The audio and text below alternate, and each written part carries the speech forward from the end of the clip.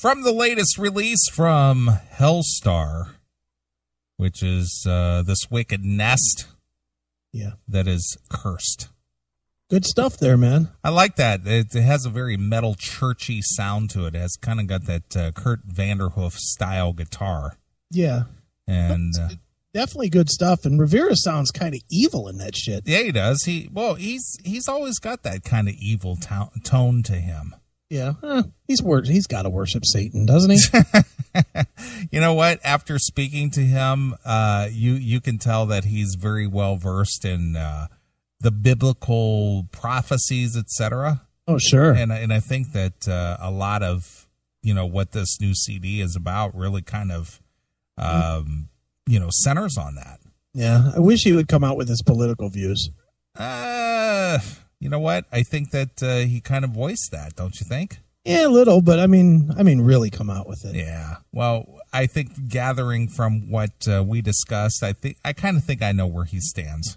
Yeah, I get where he stands. I find it funny that these guys that could really talk some logic don't, because they're afraid that they'll cut off half their audience. Well, yeah, but there is some rationale to that thought process. Yeah. But I know that you correspond, periodically with some people like Ron Keel, who's very vocal to you about his thoughts. Yeah, he loves the president. Yeah. And I have a feeling that, James is kind of in the same, boat. Right. But I don't think that Hellstar is about political views. I just think it's, he does it because of the love of what he does after 30 years, for crying out loud. Sure. Yeah, I'm not going to rock the boat. No, not at all. But I like James. I do too. And I've hung out with him, on a few occasions. And, obviously he's been on the show at least a half a dozen times over the years. Mm-hmm. Sure. And he's always glad to be on the show. He tells me all the time, man, I'm glad to be back on. Thanks for having me, Yeah, he's good people, man. And all his sub projects when he was doing that Judas Sabbath Judas. Is he not doing that anymore? Is that on hold? You know what? I think he does it, but I don't think it's as full time as it was.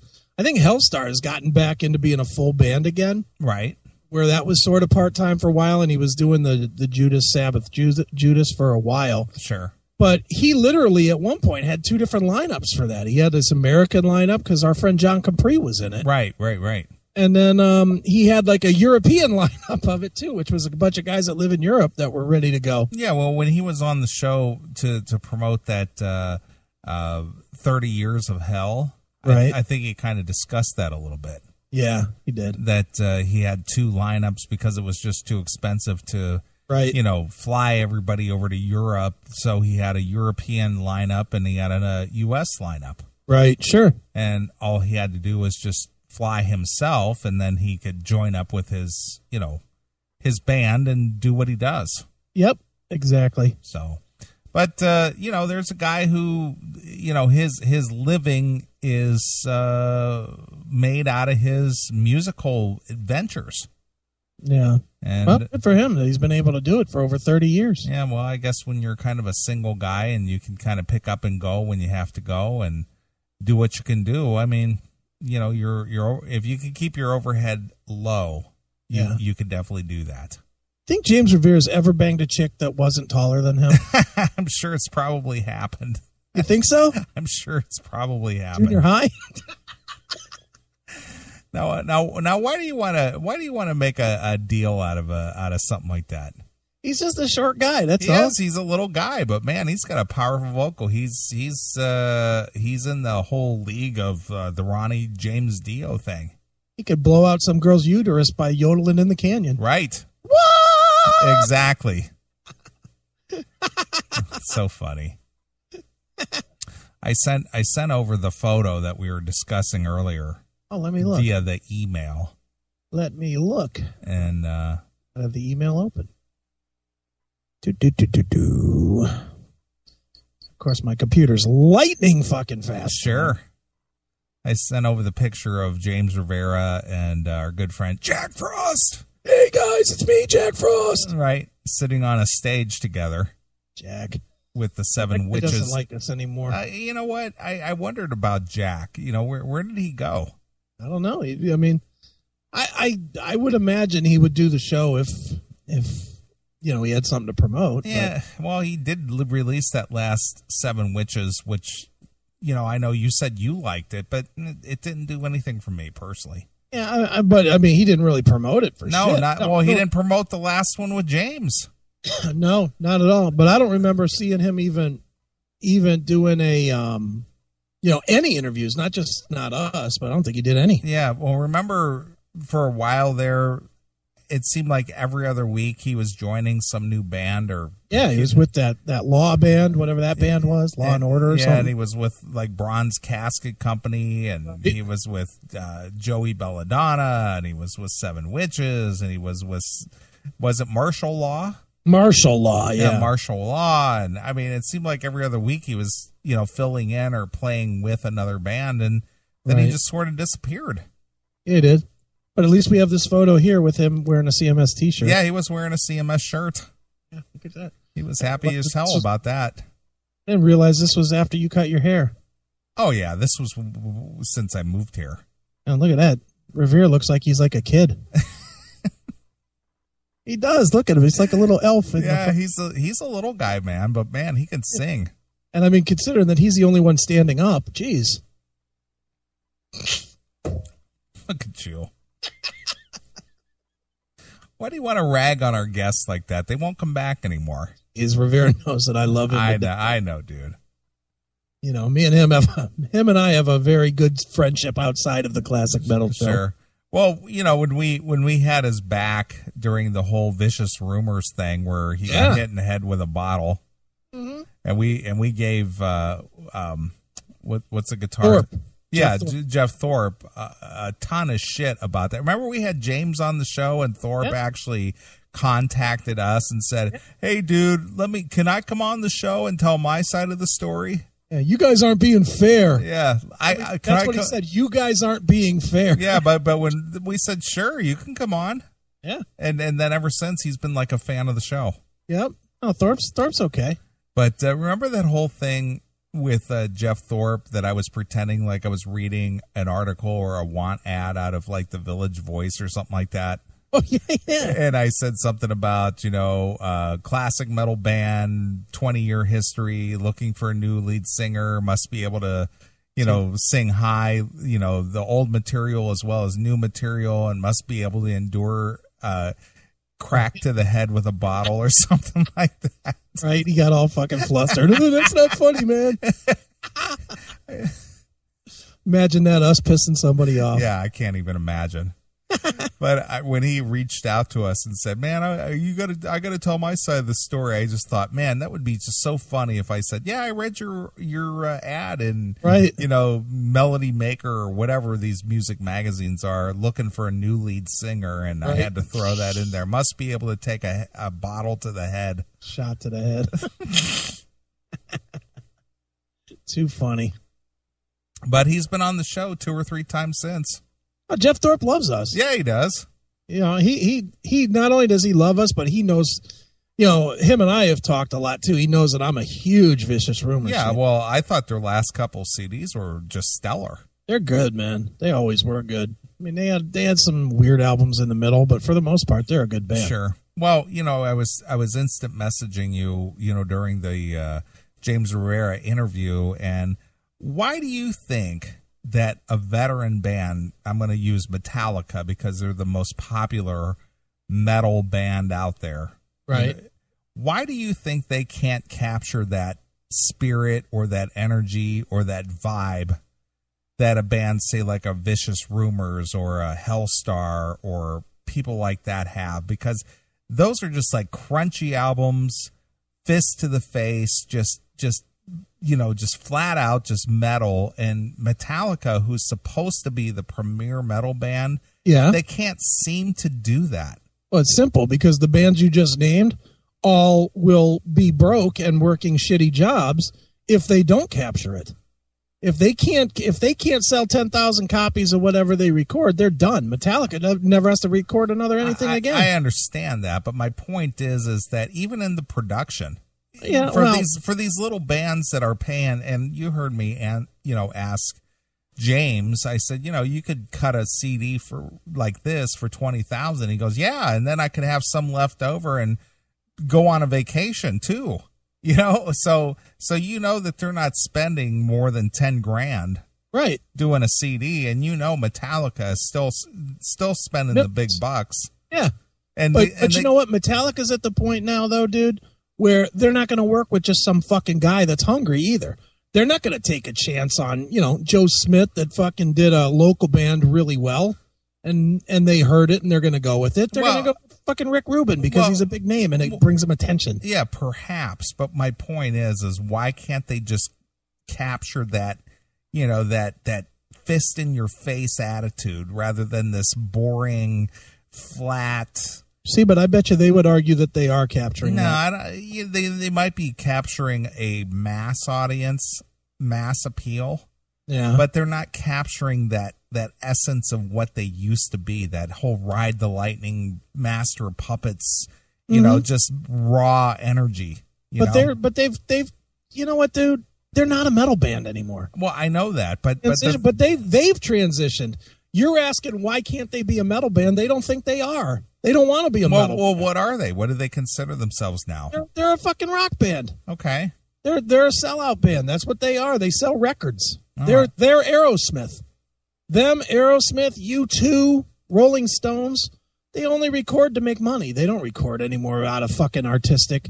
Metallica would probably argue with you that some of their fucking goofy shit is them stretching out and challenging boundaries. They'll argue all day long. Look, 2 weeks ago we were reading about Kurt Hammett saying that fucking god-awful Lulu was... Looks like Timberline Knowles Rehab Center is granting this pop star some exclusive Twitter privileges. Keisha tweeted a huge thank you to all her animals for their continued support as she... What the fuck was that? That was the Spreaker for some reason. Our Spreaker? Yeah, well, not ours. I was just on the Spreaker, and they have these audio ads now. Oh, great. Fantastic. Yep. But no, I mean, I would bet you that they would argue night and day that they are challenging boundaries. I'll bet you anything that they would. Yeah. They think that they're being creative. Yeah. Regardless, it's just interesting to me that little small bands with limited budgets can turn out better product than a multi-million-dollar band. Yeah, but it depends on your view of better. Well, look at Rolling Stones sucking up to fucking Lulu as like the greatest thing ever. The Rolling Stone, the magazine? Yeah. Did they? Of course they did. They said that it was a creative fucking endeavor that rivaled anything. Yeah, but since when has Rolling Stone had any credibility? To us, metalheads. Oh, really? But to corporate rock douchebags, they fucking still look at that as like premier. I don't. I haven't. And you're a metalhead. Yeah. If you were a guy that listened to U2 and your favorite bands were U2 and 3 Days Grace and fucking Matchbox 20, Rolling Stone would have relevance to your world. But Rolling Stone has not been relevant to me since like the late 70s or the early 80s. Okay, and when's the last time you bought a U2 album? The Joshua Tree. Okay, so 1987? No, I think it was before that. Well, okay. I'm thinking it's 87, but well, it could be 87. I mean, I thought it was 87. It's somewhere in there because I know 84 was the Unforgettable Fire because I'm douchey enough to know that. Right. But I will say this though, dude. You have been. When's the last time, other than one or two bands? I mean, you have, like everybody else, you have your one or two bands that you like that are not in the metal world as a metalhead. We all do. Sure. And for you, it's Mellencamp and it's Chicago and it's bands like that. Sure. But if you turn around and look at that wall of CDs that you have wrapping around you, that's all metal. Right. And that's 99% of your collection. That's correct. So for you, going to Rolling Stone magazine or, you're more likely to buy Kerrang than you are to Rolling Stone. Oh, yeah, absolutely. You're more likely to go to Metal Hammer online than you are to Rolling Stone. Right. And that's the difference. Metallica doesn't play to that audience anymore. Metallica doesn't give a shit about the audience that reads Metal Hammer, Kerrang, Brave Words. None of that. They don't care about that audience anymore. Apparently not. They care about the audience that they look at themselves not as a metal band anymore, but an elite band now. Sure. They look at themselves in the same boat as the 10 million seller guys, the Right. U2, Rolling Stones, Who, Eagles, those types. Well, I guess my question is if they can waste the time and energy and resources to record something as shitty as Lulu, Mm-hmm. and they think that, it's not going to alienate their fan base, which obviously is a mainstream fan base now. Okay. Why not just alienate the fan base anyway and just come out with a full-on metal record? Well, but who says that Death Magnetic wasn't that attempt? But I didn't find that all that interesting. But that's you. Did you think that was like their best work? Did you find Best that work? No. But did I think it was solid? Yeah. But I thought the production was shit.